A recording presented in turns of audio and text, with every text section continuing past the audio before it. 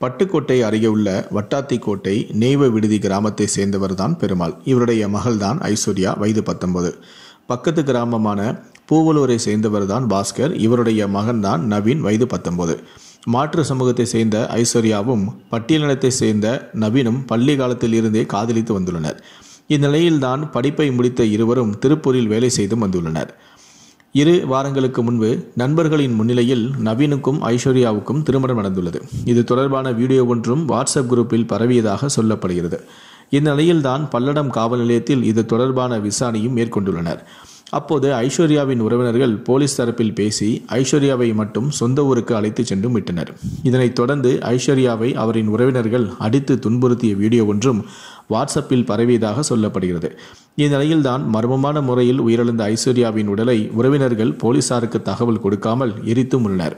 பட்டியலின சாதியை சேர்ந்த இளைஞரை திருமணம் செய்து கொண்டதால் ஐஸ்வர்யா ஆவண கொலை செய்யப்பட்டதாக தகவல்கள் வெளியாகியிருப்பது அதிர்ச்சியை ஏற்படுத்தியும் உள்ளது.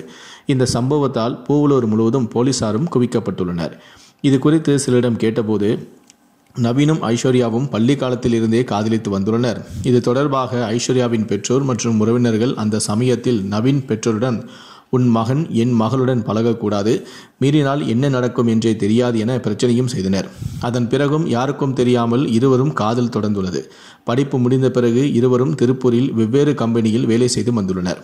நவீன் ஐஸ்வர்யாவின் பெயரை ஐஷு என ஆங்கிலத்தில் பச்சை குத்தியும் இருந்தான். அந்த அளவுக்கு ஐஸ்வர்யா மேல் உயிரையே வைத்திருந்தான். இந்நிலையில்தான் இருவர் பெற்றோருக்கும் தெரியாமல் திருமணமும் செய்து கொண்டுள்ளனர். இது குறித்த தகவல் தெரிந்ததும் ஐஸ்வர்யாவின் உறவினர்கள் நவீனின் அப்பாவிடம் உன் மகனை நீ அழைத்துக்கொள், எங்களுடைய பிள்ளையை நாங்கள் அழைத்து செல்கிறோம், இதை வெளியே தெரியாமல் முடித்துக்கொள்வோம் என அவரையும் அழைத்து சென்று 2 பேருமே எங்கிருக்கிறார்கள் என தேடி அலைந்துள்ளனர்.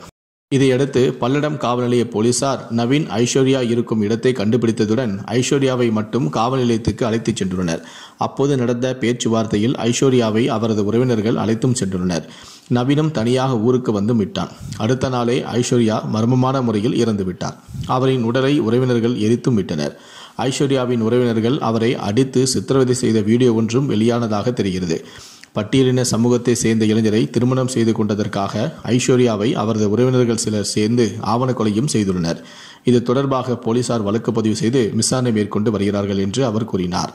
இது குறித்து நவீனிடம் கேட்டபோது ஐஸ்வர்யாவும் நானும் கடந்த 5 வருடங்களுக்கு மேலாக காதலித்து வந்தோம். திருப்பூரில் வேலை செய்த இருவரும் கடந்த 2 மாதங்களுக்கு மேலாக ஒரே அறையில் ஒன்றாக தங்கியும் இருந்தோம். அதன் பின்னர் திருமணம் செய்தும் கொண்டோம். ஐஸ்வர்யாவின் உறவினர்கள் எங்களை தேடி வந்த நிலையில் நாங்கள் வேறு இடத்துக்கு சென்றும் விட்டோம். நம்மை கொலை செய்து விடுவார்கள், வா நாம் எங்காவது போய்விடலாம் என ஐஸ்வர்யா கூறினாள். அதற்குள் பல்லடம் காவல் நிலையத்தில் வந்த ஒரு போலீஸ்காரர் நாங்கள் இருக்கிற இடத்துக்கு வந்து பெண்ணை மட்டும் அழைத்தார். விட முடியாது, நானும் கூட வருவேன் என்றேன். உன்னை கொலை செய்ய கூட தயாராக மாட்டார்கள், அப்படி வெறியுடன் இருக்கிறார்கள் என்று கூறிவிட்டு பெண்ணை அழைத்துச் சென்றார். நான் காவல் நிலைய வாசல் நின்று பார்த்து கொண்டிருந்தேன். போலீசிடம் பேசிய பிறகு ஐஸ்வர்யாவை அழைத்தும் சென்றனர். நான் பைக்கிலேயே ஐஸ்வர்யா சென்ற காரை தொடர்ந்து வந்தேன். கார் ஐஸ்வர்யா ஊருக்குள் சென்ற பிறகுதான் நான் என் வீட்டுக்கே வந்தேன். மறுநாள் ஐஸ்வர்யாவை கொலை செய்து விட்டதாக தகவல் வந்தது. உடனே பதறி அடித்து கொண்டு ஓடினேன். என் அப்பாவும் நண்பர்களும் என்னை போக விடாமல் தடுத்து விட்டனர். போலீசார் அழைத்தபோது நான் போக மாட்டேன் என சொன்னவளை நான் தான் வலுக்கட்டாயமாக அனுப்பி வைத்தேன். அதன் பிறகு அவள் முகத்தை கூட பார்க்க முடியாமல் சென்று விட்டதே என கதறி அழுதார். இது குறித்து போலீஸ் தரப்பில் பேசிய போது ஐஸ்வர்யா ஆவண கொலை செய்யப்பட்டிருக்க வாய்ப்புள்ளது. இது தொடர்பாக தற்போது விசாரித்துக் கொண்டிருக்கிறோம் என கூறிவிட்டனர்.